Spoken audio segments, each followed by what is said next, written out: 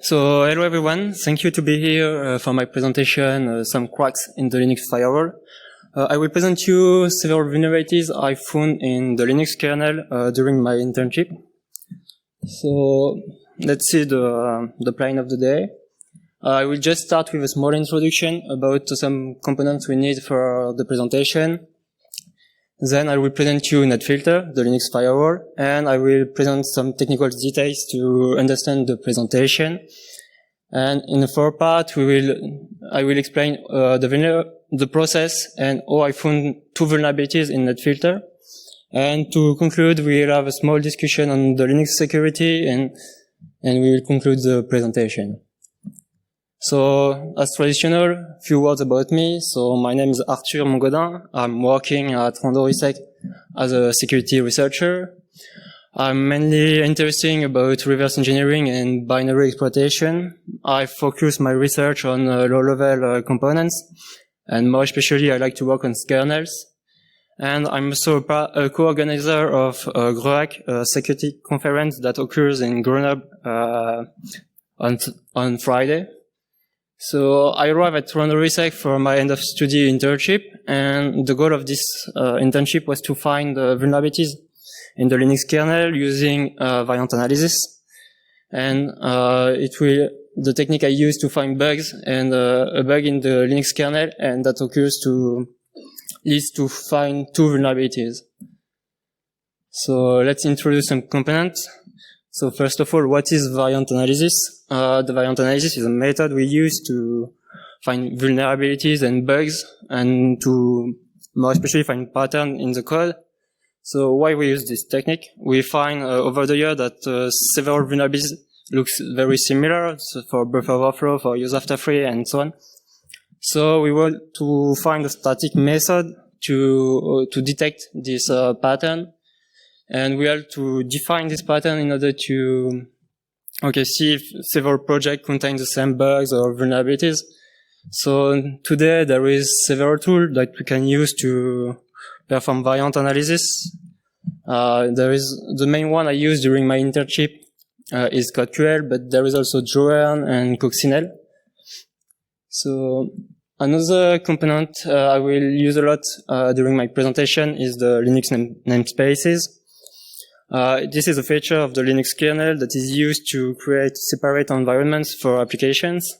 We can find several ones. For example, we can find user namespaces to have a different user as the main system, and so on. There is a list here, and the main application of the namespaces are the containers, and it is the main feature that is used by Docker to work, but it also can be used to build some sandbox and to isolate application from the rest of the system. So a little schema to have a better understanding. First of all, we have a clear and fresh environment, but for an application, we want to filter more packets that is coming from the outside. So we want to define a specific filter with NetFilter. So we can define a network namespace to have a different network environment. And in another case, we would like to isolate the process from the other. It cannot access to the running process on the system. So we can create a PID namespace. And the main one, this is the third. This was very important to find vulnerabilities is to use user namespaces. So we can just take a random user and we can simulate it as to be the root user, and it allows to make some manipulation in the kernel that we are not able to access for standard users, such as accessing NetFilter. So, now we have the main components. I will present NetFilter. So NetFilter is a big project that is composing from several programs. Almost everybody knows IP tables, which is a binary that is used to just set tables and configure the firewall. But now there is also NFT, which is more developed, that is dealing with many kinds of elements, such as IRP or something else. And all these binary have to communicate with NetFilter, the kernel module, which is in charge of managing to place hook within the network stack in order to catch incoming packets and to say, okay, we are accepting this incoming packet or not. So to communicate with the kernel module, they are using the NetFilter netlink, which is a way from the kernel to communicate within a module and binaries through specific syscall. So, okay, what can we do to work with NetFilter? The easy way to try and to practice NetFilter is to use the NFT that have an interactive shell to just define some objects and try to manipulate them. With NetFilter, we can manipulate and targeting several objects. We can just target in packets with his incoming address, IP address, or the destination port number. And we have several actions that we can do on packets. We'll see a bit later the different possibilities, but the main was we can choose to drop a packet or to accept it. So, okay, now let's see what is NetFilter. We'll just see some technical details in order to have a better understanding of the vulnerabilities. Now, on some operating system, we are able to reach NetFilter with user unprivileged user namespaces. So it does as it was previously a component from the kernel that was exclusively reserved for the root user. But now, as I explained previously, with user namespaces, we are able to take a random user to be as a root user of its environment. I also present the netlink socket, and to communicate with NetFilter, we use the syscall send message to send information to the kernel module. And if we want to have some feedbacks from the kernel module, we have the receive message syscall. And the format of data is we are encapsulating message, and we are descripting all the object manipulating by NetFilter within netlink attributes. Here.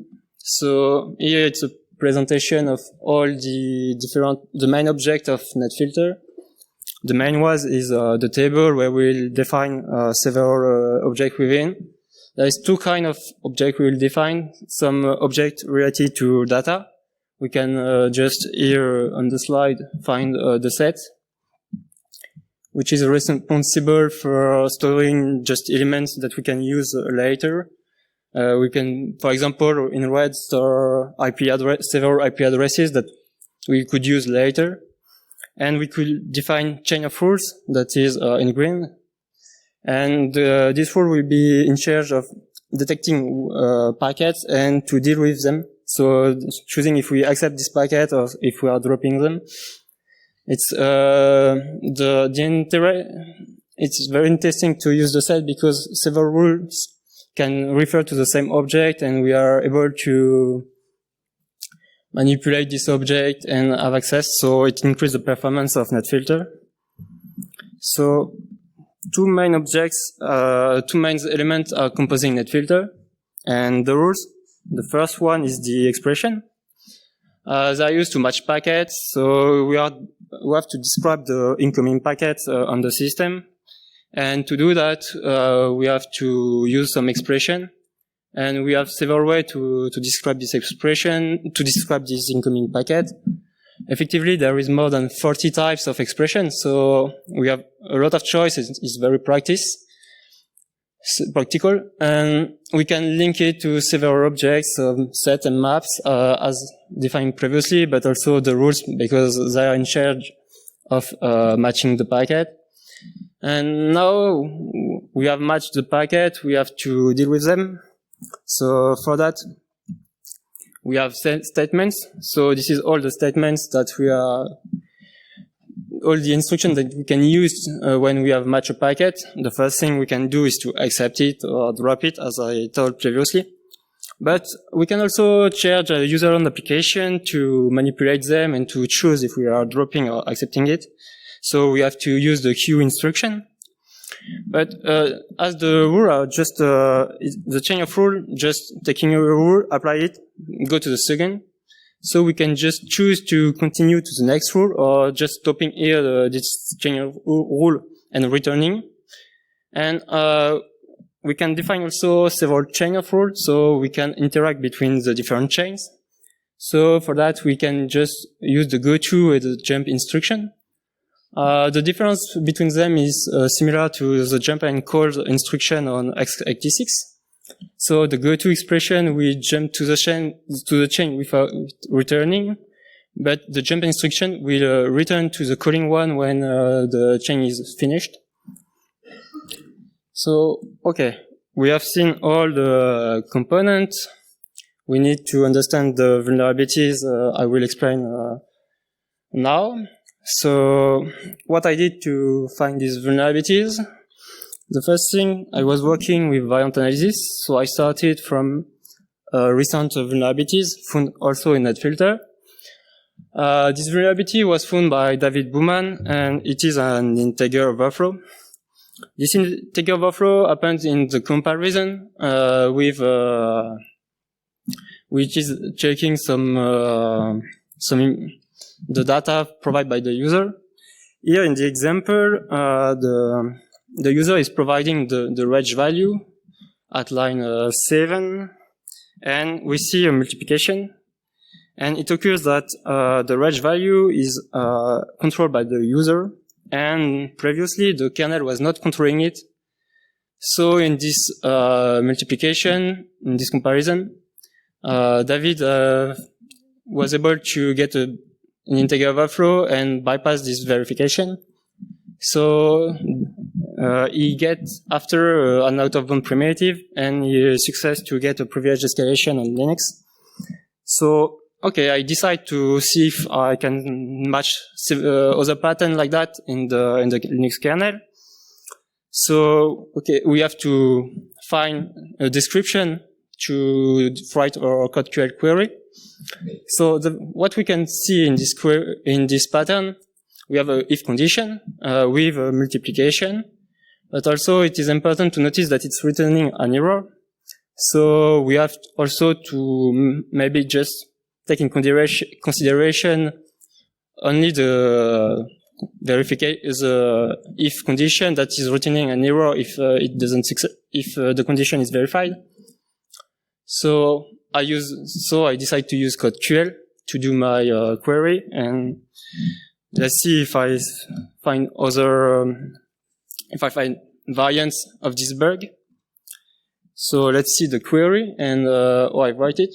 The first thing I define is a class to represent a check on the user input. So it's mainly composed with just if statement that is returning a negative value when the user is that is returning a negative value when the condition is verified. So here we have a small representation. We have the definition in CodeQL. And just after, the query is just now simple. We want to get such kind of condition, which is involving a multiplication expression, and a specific case I have to deal with when I wrote this query. I have a lot of false positive between multiplication between macros. So the result of the multiplication is always constant. So it is not interesting, so I write another condition to exclude where the multiplication were constant. And as a result, I found one variant, very interesting, also in NetFilter. Here, this is the second bug. We can find it at line 8. At line 8, we can see the multiplication within a comparison, and it's returning an error. Okay, so the first thing that we can see that this len is provided by the user. Okay, it's a 32-bit integer that the user can control. And just after, it enter in the comparison without any previous check on this integer, and it is first multiplied by 8 before to be divided by 32. So there is no optimization that occurs in the kernel, in this operation in the kernel. So effectively, it just results in a division by 4, but effectively, the multiplication by 8 is previously done, so we are able to have a buffer overflow because len is a 32-bit integer, and there is no way to avoid it if the user wants it. So, okay, here we are able to find a variant, so just cool. Try to use it to get a better primitive. However, it occurs that it is assigned to a buffer at line 11, and unfortunately the buffer is a 8-bit integer buffer, so there is an implicit cast to at line 11, so the integer overflow was just useless and it was not possible to use it, so it was a bit sad. But I just remark at line 11 something very weird. So we are in a function that is, and she's called an iteration of user input. So we can provide several lens from the user end, and there is no verification done on the field count value. So and I also observed that field len is a fixed size buffer. So, okay, I can set, sorry. I can fill the buffer with any elements I want. So, and any number of elements. So very very convenient, sorry. And, okay, and finally, I found a buffer overflow within this function. So, okay, maybe I have a useless integer overflow, but I have something else, so I'm happy. So, let's see a bit the concerning feature. So, the feature concerned by this vulnerability is the set concatenation. So, when we are defining a set in a filter, we have to define the type of the element that we are storing in it. And here, in this example, we are just storing the concatenation of an IP address and a port.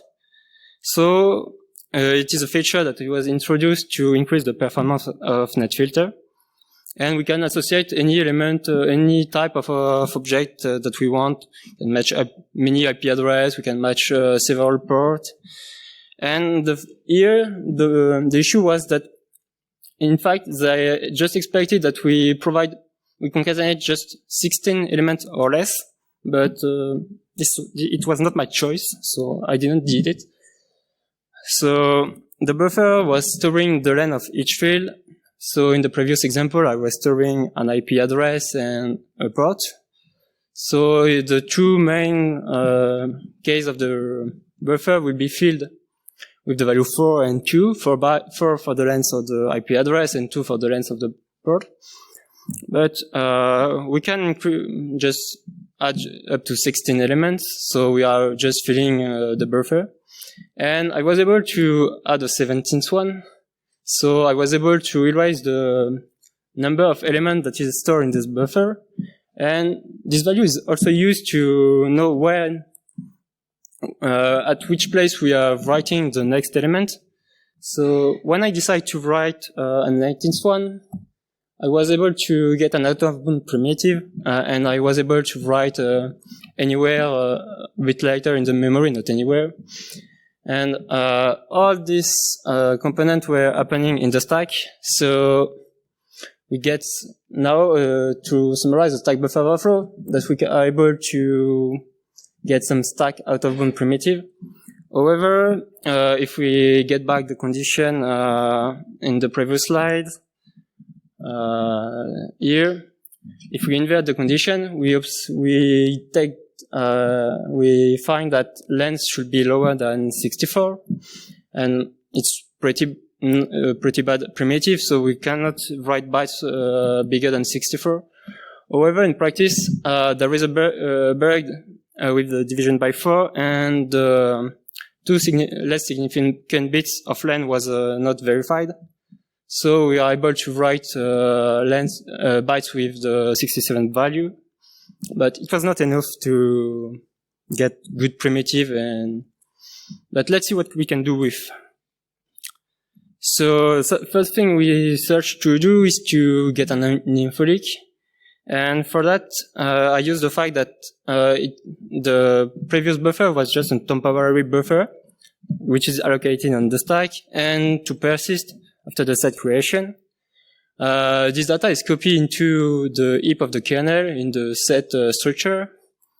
And it occurs that the organization is the same in the set structure. There is a 16 bytes buffer reserved for this buffer, and just 1 byte for the length, for its length, for the number of elements stored in it.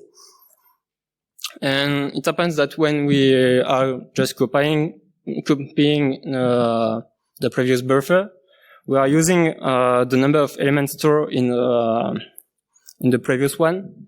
So we are able to erase some data within this within the set structure. So here we are able to import some data from the stack within the kernel heap. And this is information about the set we have registered. So we use the fact that when we register a set, we are able to see all the information we have registered previously. And it leads to an info leak. So it's time for a small demo. Sorry. So let's go. So I just was on the custom kernel and a POC without privilege. And we can see several things in this leak, and it was pretty good. I was able, in this specific case, because we are manipulating data from the stack, so some optimization does that it will vary from the different kernel.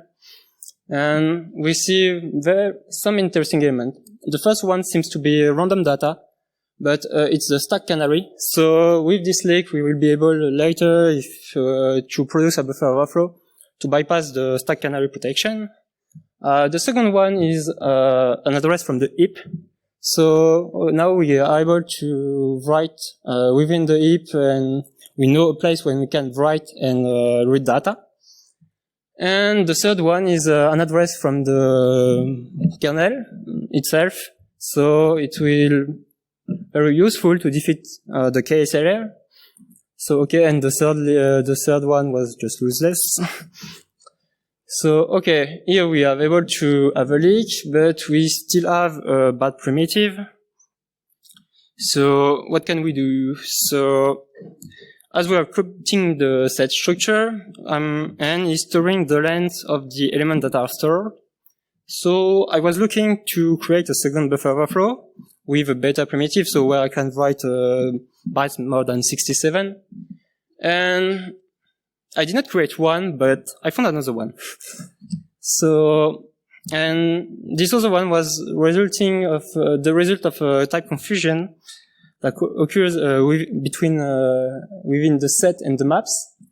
So the maps is a kind of a set, which is a type of net filter, and a set we are just defining random elements of just IP address. In the map, we can associate with an object a statement to do with. And for example, we can want to drop every packet from the host3 address. And here we can accept all the packets from the host4 address.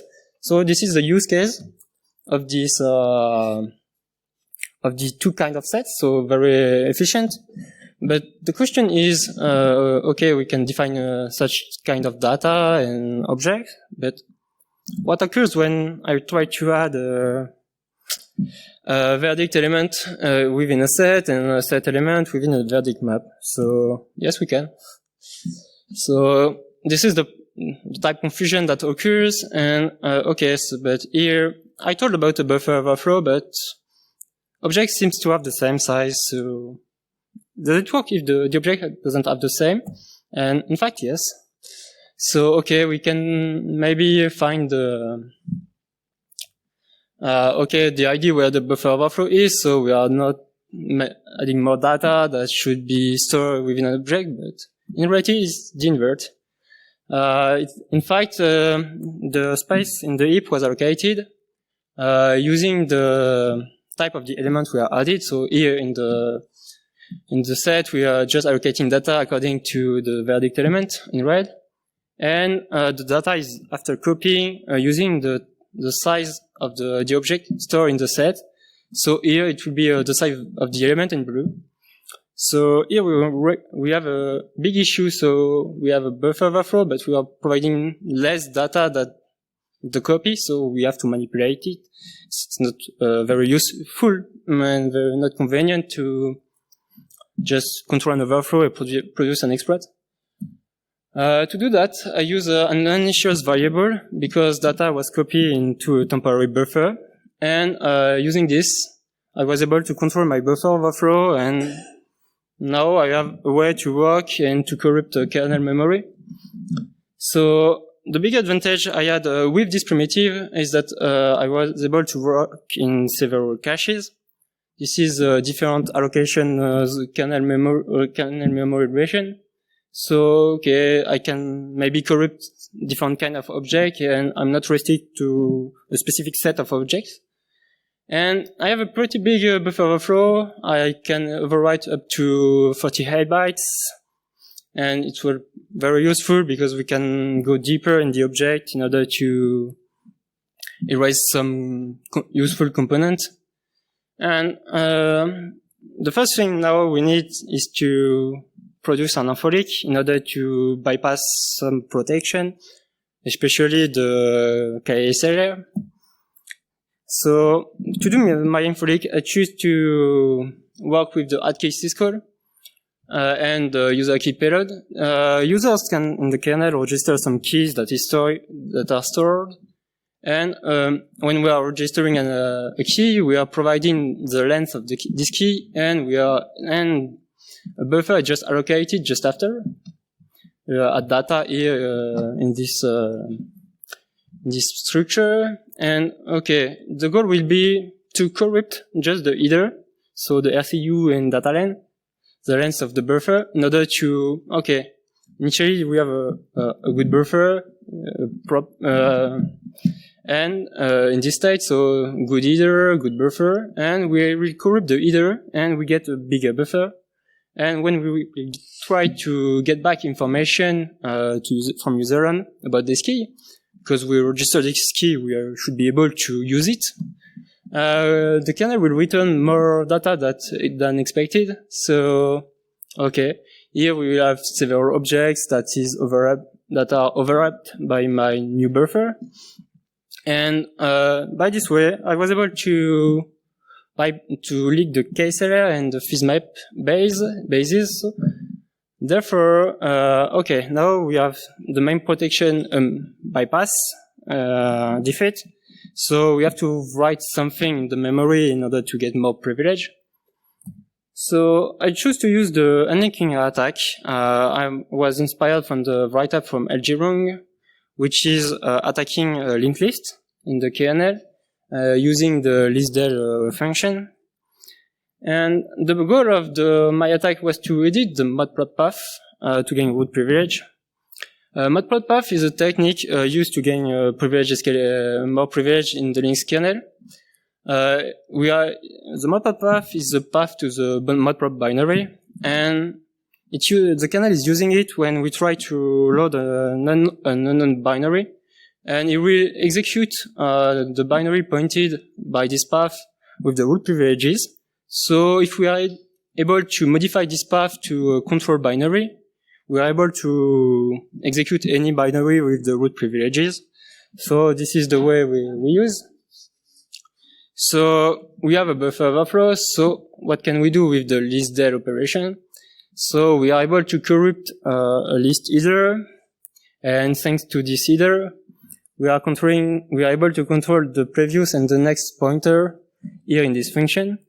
So we are able to write at the next address the value prev, at the prev the address value next. So, okay, let's see in practice what's happened. It is important to need that we need to provide a valid address to use this function. And this is the way we have to leak the physical map. Okay, in practice, I register a list within the kernels. There is many ways to have one. And I corrupt it, so the 2 pointers are pointing to new elements in the kernel memory. And as we see in the previous function, when we try to remove this corrupt element, we write the 2 addresses we write in its header at the opposite. So, okay, now we find a way to edit matprop path. So, by this way, the fact is that we need to write /tmp to able to control the binary. And for that, we can use the fact that only we can the first less significant bytes can be random, but the inconvenience of this technique is that the big part or the other part of the kernel path should be different and should be random, and we cannot control it. But as we are in the TMP folder, this is a win. We can just name the binary as we want. So it leads to a small demo.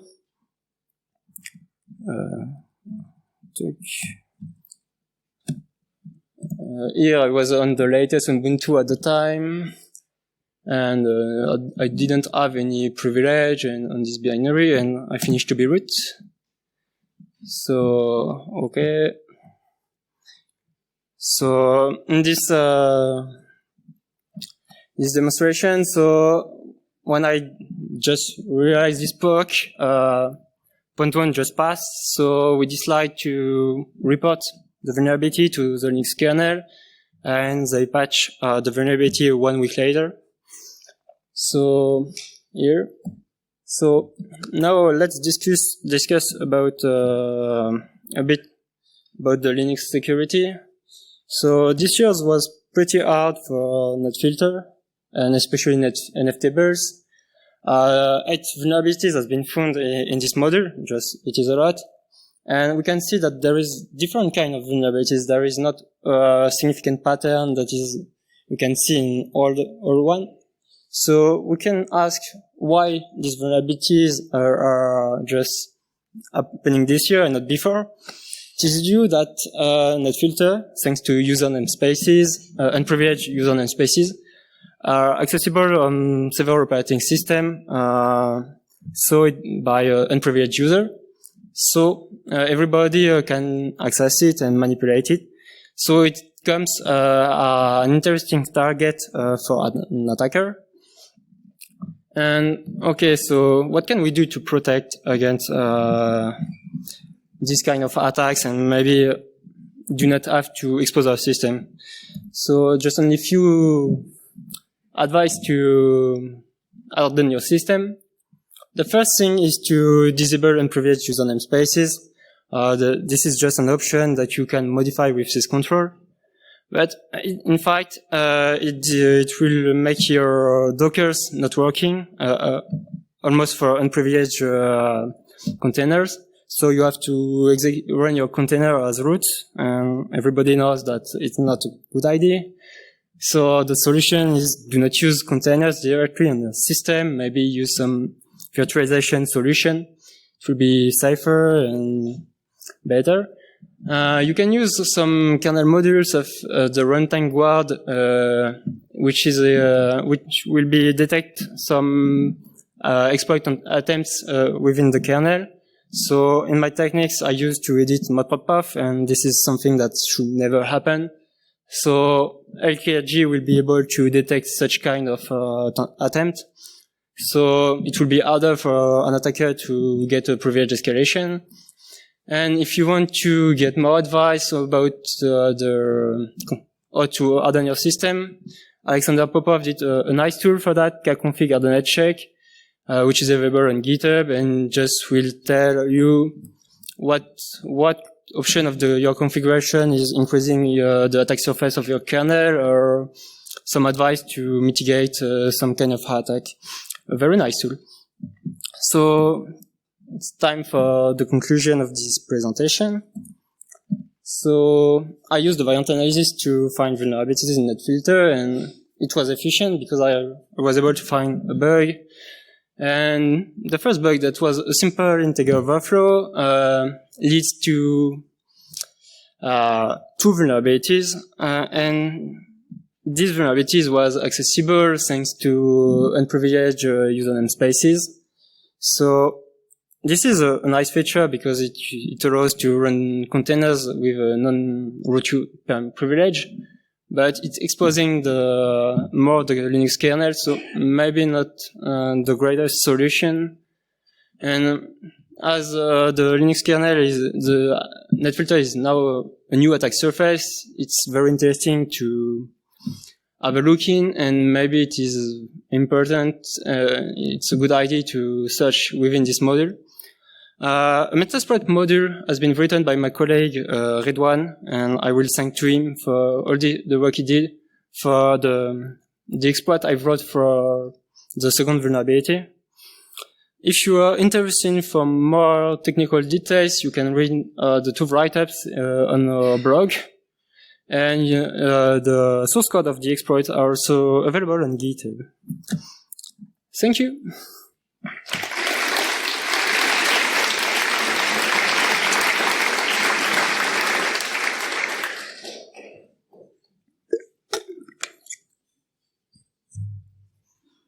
Thank you for the talk. So I have interest. So you demonstrated the exploit on out-of-stock Ubuntu at a time, as you said. So has any of the hardened kernel config option have been, if used, would prevent the exploit, including the newer ones which emerged later, including like stack Cisco stack randomization, things like that?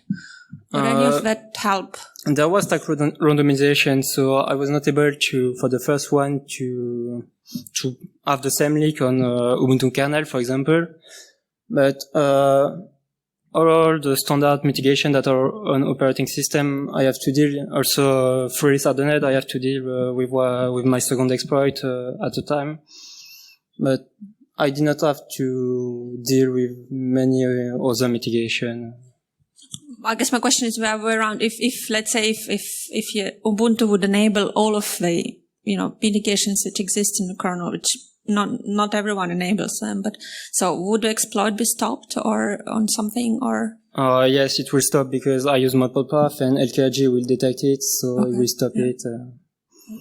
So I guess the bottom line is that the vendors of the OS distro should really be enabling more hardening mitigations. Yes, it has to choose between the performance of the system and LKG is costly, and this is one reason that is not enabled on default and Ubuntu by default.